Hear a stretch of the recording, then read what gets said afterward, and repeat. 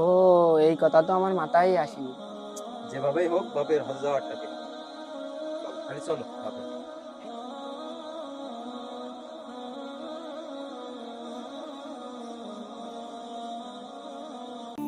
না না না, আপনি হজে যেতে পারবেন না। আপনার এমনি ডায়াবেটিক্স, প্রেশারের রোগী আপনি। আপনার, আমাদের তিন ভাইয়ের কথা, আপনি হজে যেতে পারবেন না।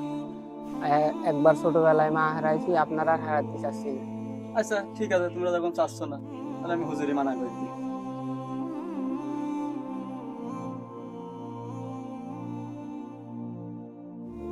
আসসালামু আলাইকুম সভাপতি সাহেব, এদিকে আসেন। ওয়ালাইকুম আসসালাম।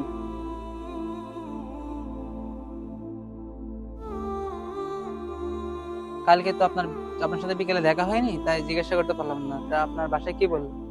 ছেলে পেলে বলছে যে দেশে থেকে নামাজ পড়েন, জাকাত দেন, কুরবানি দেন, এটাই আপনার ইয়ে হবে। আপনার হজে যাওয়ার কি দরকার?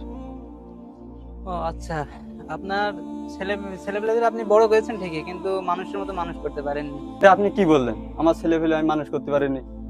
এটা আমি তো বিশ্বাস করতে পারছি না। সভাপতি সাহেব, আমি প্রমাণ দিতে পারবো। আপনার ছেলেপেলে স্বার্থ লোভে আপনাকে হজে যেতে দিচ্ছে না। আপনি যদি প্রমাণ করে দিতে পারেন যে আমার ছেলে